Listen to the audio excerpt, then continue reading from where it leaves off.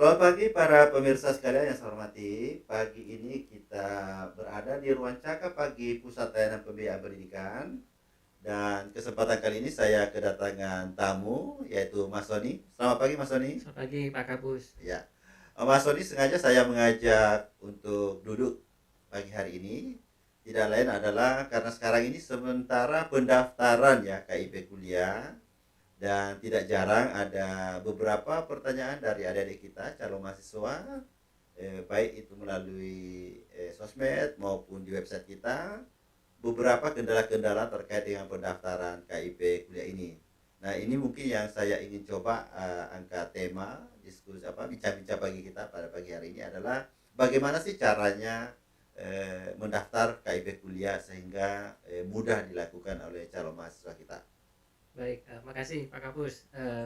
Selamat pagi adik-adik semua, penikmat ruang cakap pagi kesempatan kali ini.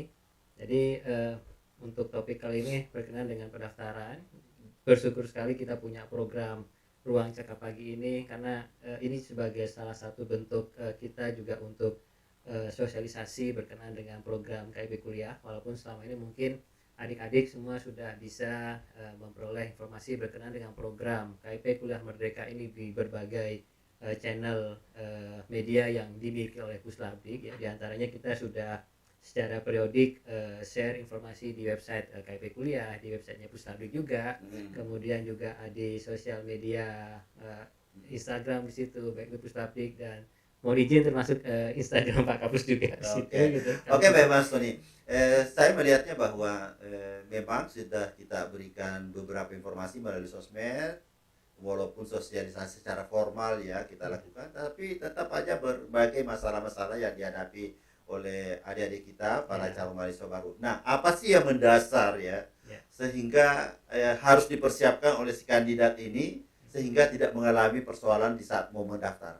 Baik, bicara terkait dengan pendaftaran, ini memang relatif gampang Bapak, adik-adik semua ya. Jadi kita berikan kesempatan semua calon peserta KIP kuliah itu untuk mendaftar secara mandiri di situ. Gitu. Jadi langsung online di webnya KIP kuliah.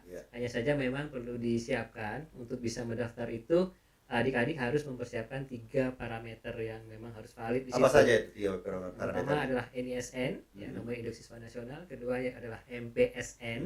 Ya, nomor pokok sekolah nasional. Yang ketiga adalah NIK. Ya. 3 itu saja sebenarnya. Kalau misalkan sudah punya 3 data tadi sudah cukup untuk bisa mendaftar di program KIP kuliah. Ini tidak jarang juga Pak Mas Soni ya, bahwa mereka sudah mempersiapkan NISN-nya dan sudah yakin benar, kemudian MPSN-nya juga dia sudah meyakini benar, kemudian NIK-nya sudah meyakini benar, tapi ada saja yang menyampaikan bahwa saya kesulitan mendaftar. Biasanya apa yang paling besar, paling banyak ya kendala yang dihadapi oleh si kandidat ini?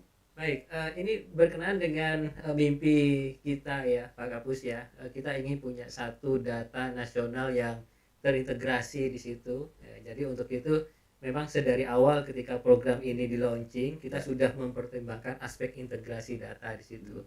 Nah, untuk adik-adik calon peserta KIP kuliah itu sebagai referensi utama data yang nantinya digunakan dalam pendaftaran yaitu 3 tadi itu kami dapatkan dari Dapodik di situ. Nah, jadi ketiga parameter tadi itu harus bisa dipastikan valid. Valid di sini adalah sesuai dengan yang tercatat di Dapodik.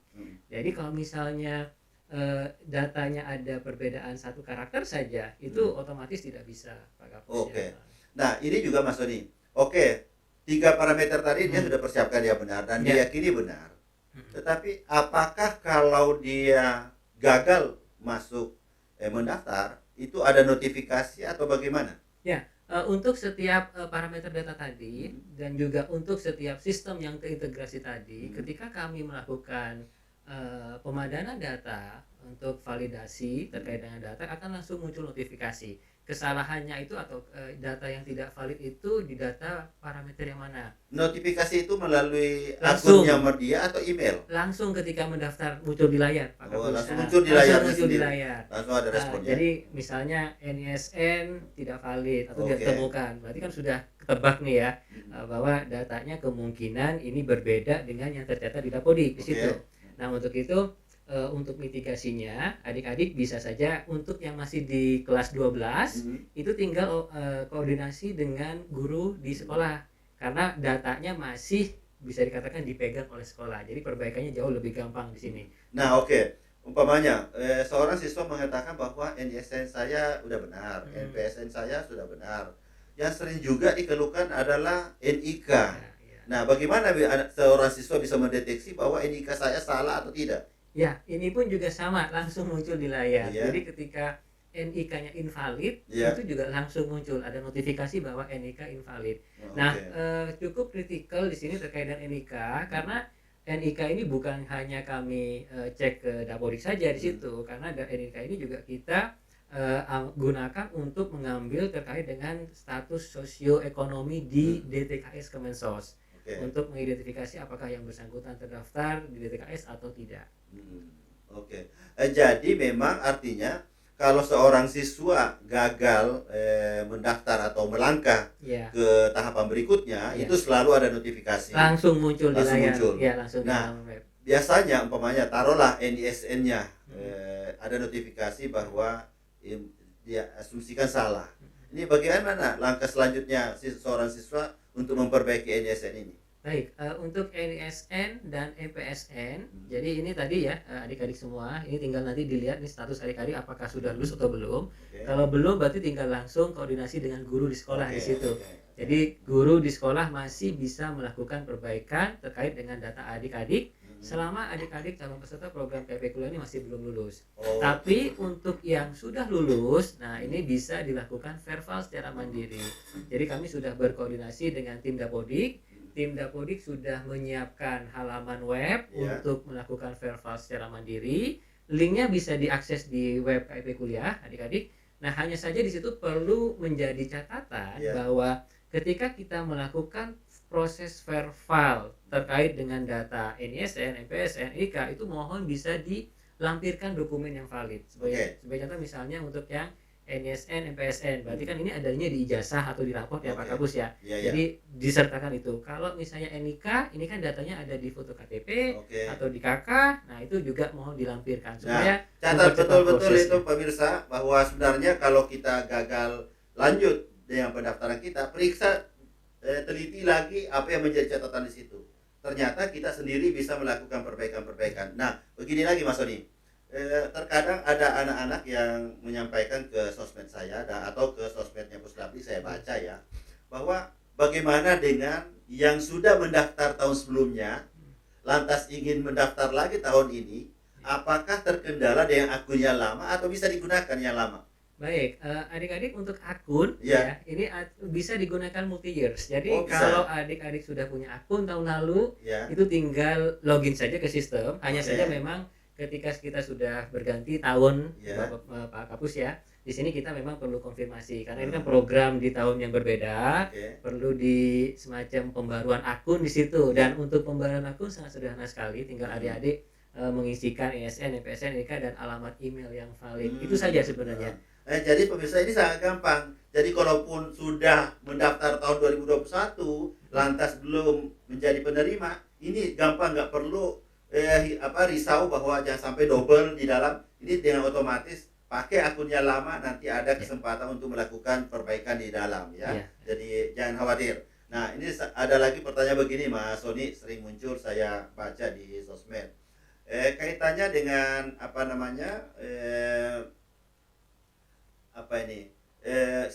membuat akun. Nah, Ya. apakah setiap mau mengikuti satu jalur seleksi, ini si anak-anak atau adik-adik kita ini harus membuat akun lagi? Tidak. Tidak. Jadi Ya. jujur langsung saya pertegas bahwa tidak. Satu akun itu bisa digunakan untuk daftar di semua Jadi seleksi masuk jangankan perguruan jalur tinggi. semuanya Iya. dalam tahun yang sama, akun tahun sebelumnya pun masih bisa Iya, dipakai. masih bisa. Jadi Ini. kalau misalnya mau ikut seleksi SNPTN Iya. gitu kan, kemudian mohon maaf misalnya adik-adik gagal nih, Iya. Pak Kapus ya. Apalagi pengen ikut besok kan pengumuman pengumuman besok sore. SNPTN. Iya. Jadi bagi mereka yang tidak lulus SNPTN, Siap, jangan siap. risau, Iya. tinggal memilih lagi jalur, Seleksi SBMPTN. SBMPTN. Iya. tidak perlu Tidak perlu melakukan bikin akun pendaftaran baru. akun baru. Tidak perlu. Jadi Ini satu akun untuk semua seleksi. Ini adik-adik sekalian yang saya hormati ya. Itu catat betul apa yang disampaikan Mas Sony, ini narasumber yang luar biasa karena beliaulah yang bertugas 24 jam mengawal sistem di KIP Kuliah.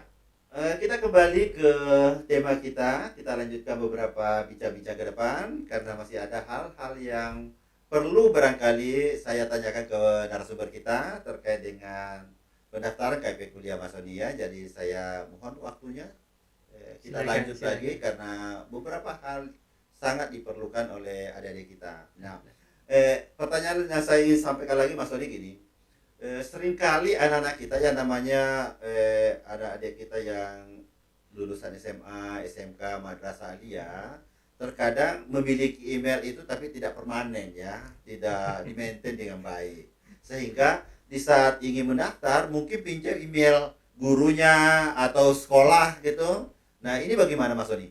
Ya, jadi memang terutama untuk adik-adik ya itu bisa dipahami karena memang secara tidak langsung kan ya mungkin mereka belum paham terkait dengan urgensi email Pak Agus ya, beda dengan kita yang Iya, komunikasi iya. dengan kolega pakai email. Betul. Nah, jadi sebenarnya kalau yang KIP kuliah itu masih diperkenankan ya untuk ketika mendaftar itu menggunakan email itu orang tuanya, gurunya karena memang didaftarkan secara kolektif ataupun email rekannya di situ. Hanya saja ini yang perlu menjadi catatan adik-adik semua di situ ya. Pastinya nanti ketika adik-adik sudah tidak punya akses ke pemilik email tadi gitu kan, misalnya iya. pinjem email temennya nih gitu kan, emailnya temennya ada di tempat yang jauh untuk Dan kontak mungkin nanti. juga ada kaitannya dengan notifikasi tertentu ya. Iya, Notifikasi tertentu Iya.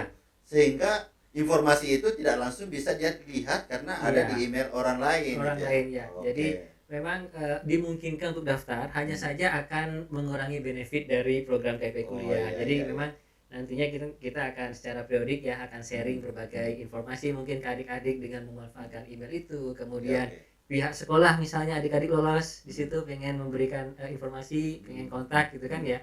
Itu juga bisa menggunakan email itu ataupun juga fitur-fitur dari sistem yang baru mungkin nantinya akan juga memanfaatkan email tadi Pak Kapus. Tapi satu lagi Mas Doni juga terkadang yang menjadi persoalan juga kalau SMA atau SMK di bawah binaan Kementerian Pendidikan Kebudayaan dan Teknologi ini gampang karena kita satu rumah di Andapodik ya. Iya. Satu rumah di Andapodik.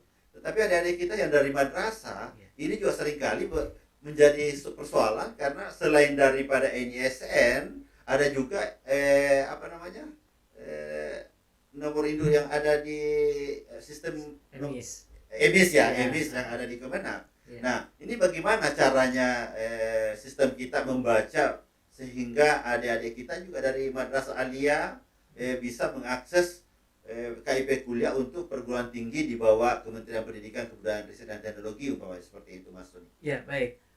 Berkenaan dengan satu data tadi, Pak Ya. Kapus ya, sebagai mimpi kita bersama. Jadi memang nantinya data itu sebagai referensi untuk anak-anak yang adik-adik ada di SD, SMP, SMA itu ada di Dapodik nantinya gitu kan. Ya. Nah, sehingga untuk rekan-rekan yang di EMIS sebenarnya tidak perlu khawatir karena memang kita sudah sepakat ya perlunya data yang terintegrasi tadi. Dan di sini untuk program KIP kuliah memang kami hanya melakukan pengambilan data itu di Dapodik. Dapodik Tapi saja. adik-adik jangan khawatir. Jadi sistem kita tidak membaca langsung ke Tidak EMIS. baca di EMIS, tapi Harus memastikan NISN-nya di Dapodik. iya, ada di Dapodik. Cuma jangan khawatir karena teman-teman yang di EMIS itu juga mengalirkan datanya.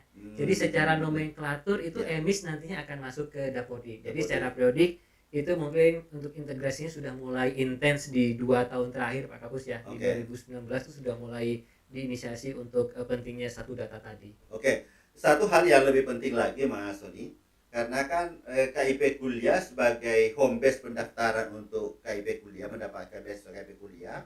Satu sisi adik-adik kita calon mahasiswa ini kan harus mendaftar juga di LTMPT.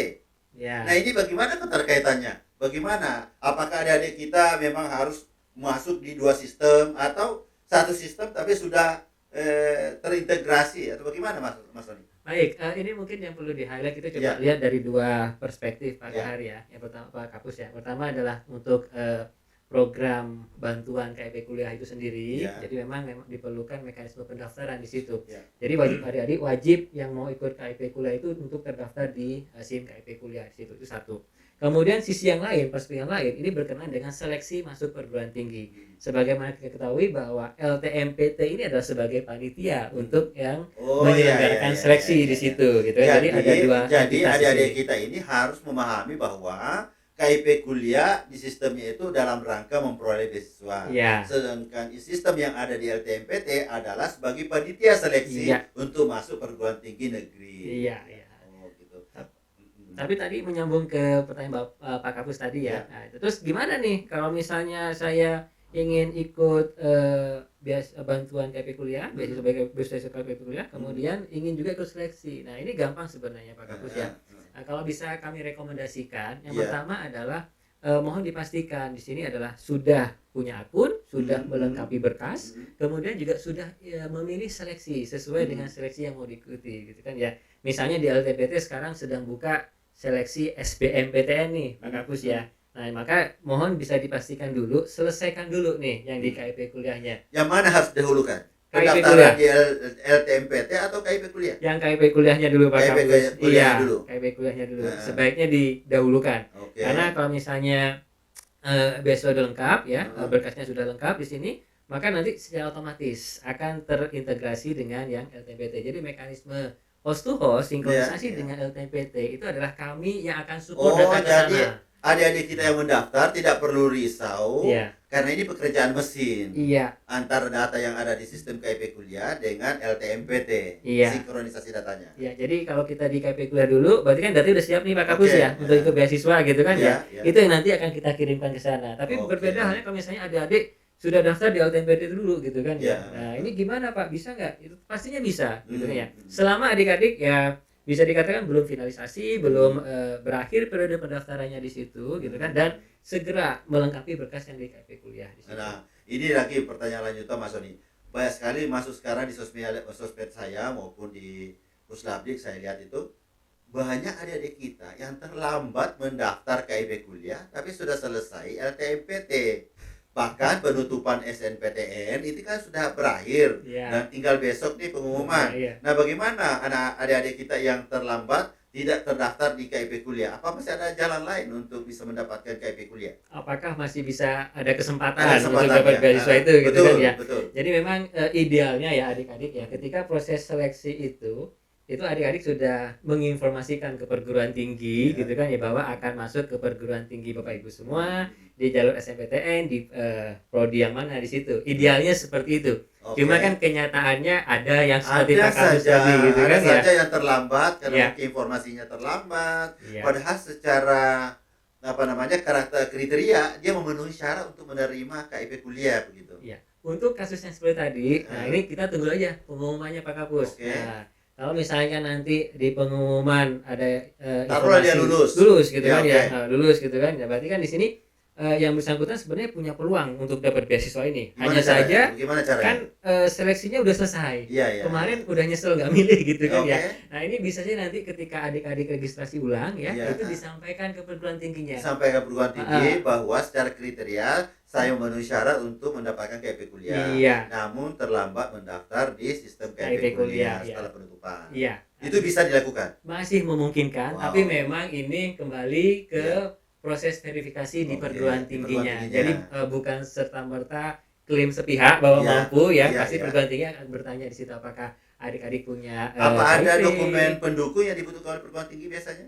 Biasanya untuk validasi akan ngecek berkas Pak Kapus ya. Yang pertama pasti ya kepemilikan KIP seperti biasa. Kemudian kepemilikan KKS di situ ya. Atau kita lihat apakah terdaftar di TKS. Kalau 3 komponen ini tidak dipenuhi, masih ada kesempatan lagi. Ya, kita lihat dari jadi artinya untuk memverifikasi 4 kriteria ini, disinilah ranahnya perguruan tinggi untuk memastikan bahwa anak ini layak atau tidak. Iya. Baik. Tapi memang kembali ya, ini kembali akan diputuskan oleh perguruan tinggi sesuai dengan hasil verifikasi. Dan pastinya juga bahwa yang namanya pendaftar biasanya pasti jauh lebih besar dibanding kuotanya yang ada tersedia di perguruan tinggi. Iya. Dan pastinya juga Pak Kapus ini ya prioritas yang sudah memilih seleksi dulu dong. Gitu kan. Jadi walaupun adik-adik berusaha untuk Pak saya ini layak sebagai penerima gitu kan. Tapi kan ada kota yang Pak Kapus sampaikan tadi gitu kan ya. Sedangkan yang mau ke perguruan tinggi tersebut lumayan banyak. Perguruan tinggi harus milih kan, pasti akan mendahulukan. Tidak harus putus asa. Artinya Kalau memang memenuhi syarat, Iya, silakan ajukan diri ajukan kepada saja. bagian kemahasiswaan Iya, bahwa saya layak dengan kriteria yang bisa kita buktikan, iya, apakah itu pemilik KIP di Dasmen, iya. ataukah dia orang tuanya penerima Peserta PKH, PKH. peserta PKH, atau dia terdata dalam DTKS Iya, maksimal desil 4, iya. atau ada keterangan penghasilan orang tua. Kalau itu bisa dibuktikan, bisa mengusulkan diri ke pihak perguruan tinggi. Iya. Oke. Jadi Begitu teman-teman ya. Jadi jangan putus asa. Kalau terlambat mendaftar di SIM KIP kuliah sementara SNPTN-nya sudah selesai, mudah-mudahan Ananda semua nanti terjaring melulus masuk SNPTN. Ini masih ada kesempatan. Di saat registrasi ulang, pastikan diri Anda, lengkapi dokumen seperti yang disampaikan tadi Mas Sony, baru sampaikan secara baik-baik kepada pihak pengelola di perguruan tinggi di mana Ananda lulus, sehingga masih ada kesempatan untuk Anda. Baik Mas Sony, saya ingin lanjutkan pertanyaan berikutnya ya, karena tidak jarang juga adik-adik kita ada bertanya seperti ini. Bagaimana kalau salah memilih program studi, bisa nggak diganti ulang? idealnya ini nggak bisa diganti Pak Kahar ya, Iya. Pak Kapus ya. Hanya saja mungkin di sini ya kita masih fasilitasi selama belum seleksi berjalan di situ. Jadi Sudah artinya diakomodasi. fasilitasi di sini bukan si calonnya memperbaiki, bukan? Bukan. Ini memang harus kontak ke helpdesk kami Pak Oh, Kapus. harus ke helpdesk karena kami. ia memegang sistem yang memperbaiki. Iya. Tapi kita beri kesempatan. kita berikan kesempatan Bagus, untuk bagus, perbaikan. oke. Tinggal diinfokan saja ke PT mana, prodi mana. Nah, berikutnya juga Mas Sony, seringkali juga saya melihat bahwa adik-adik kita terutama dari alumni Madrasah Aliyah ya. Nah, apakah KIP kuliah di Kemendikbud ini juga memfasilitasi teman-teman yang perguruan tinggi di bawah Kemenang? Ini mohon maaf, jadi memang untuk program beasiswa KIP kuliah Pak Kapus ini memang dedicated hanya untuk perguruan tinggi di bawah Kemendikbudristek saja di situ. Nah, artinya perguruan tinggi di bawah Kementerian Agama ada tersendiri KIP kuliah yang dikelola sendiri oleh Kemenak gitu ya. Iya, ada. Tidak jangan sampai tumpang tindih, Iya. karena masing-masing tanggung jawabnya sudah diserahkan oleh pemerintah ya. Iya. Artinya KIP kuliah untuk perguruan tinggi di bawah Kemenak disiapkan sendiri oleh Kemenak Kemenak. sendiri. Perguruan tinggi yang ada di Kementerian Kemendikbudristek, maka KIP kuliahnya dari Kemendikbudristek. Iya. Nah, yang perlu juga barangkali garis bawahi prodi-prodi Mas Sony. Iya. Karena ada kalanya juga umpamanya satu perguruan tinggi ada fakultas keagamaan. Ya. Nah, bagaimana ini Pak Sony? Ya, jadi kita sudah sepakat ya Pak Kapus antara Kemendikbudristek dan Kemenak. Jadi untuk semua perguruan tinggi, fakultas, prodi yang ada di bawah Kemendikbudristek itu bisa. Jadi artinya secara institusionalnya kita lihat kelembagaannya. Iya. Kalau kelembagaannya di bawah binaan Kemendikbudristek, maka kita tidak melihat bahwa fakultasnya keagamaan atau prodinya keagamaan semuanya boleh. Bisa. Sebaliknya juga begitu berarti. Iya. Berarti semua umpamanya di UIN, ada fakultas kedokteran, ada fakultas psikologi, juga beasiswanya dari Kemenak. Baik, berarti ini tidak tumpang tindih ya. Karena yang dikhawatirkan jangan sampai tumpang tindih, karena ini adalah anggaran APBN kita ya, sama-sama bersumber dari APBN. Ya. Intinya sih adik-adik harus tahu Pak Kapus ya, perguruan tinggi itu ada di mana gitu. Nah, pertanyaan terakhir dari saya Mas Sony. Kalau sudah menerima KIP kuliah, bisa pindah perguruan tinggi nggak atau program studi? Nah, ini adik-adik ya, idealnya gitu kan ya. Iya. Ketika adik-adik mendaftar beasiswa, itu kan sudah jelas ya, mau di perguruan tinggi mana, mau di prodi mana. Dan pastinya yang bisa masuk di perguruan tinggi tersebut memang adik-adik terpilih di situ. Secara akademik bagus, hanya saja punya ketidakmampuan ekonomi di situ. Ya sebagai landasan atau latar belakang dari program KIP kuliah di sini. Nah, pastinya kalau misalnya mau pindah prodi ini mohon maaf, karena sedari awal kita yakin adik-adik itu bisa di perguruan tinggi di prodi yang adik-adik pilih. Jadi tidak diperkenankan. Jadi kesimpulannya tidak boleh lah. Tidak boleh pindah program studi lagi ya. Secara aturan dalam beasiswa KIP kuliah. Kalau mau pindah karena harus mungkin baru pertama yang bisa menyimpulkan bahwa ini kok bukan passion saya ya, sehingga saya harus pindah. Artinya silakan aja pindah, tapi KIP kuliahnya tidak ikut pindah gitu ya. Jadi demikian teman-teman ya. Jadi mohon menjadi perhatian, kayak pindah program studi atau pindah fakultas kita tidak larang, tapi KIP kuliahnya tentu tidak ikut, karena harapan kami tidak pindah program studi. Nah, yang terakhir sekali nih.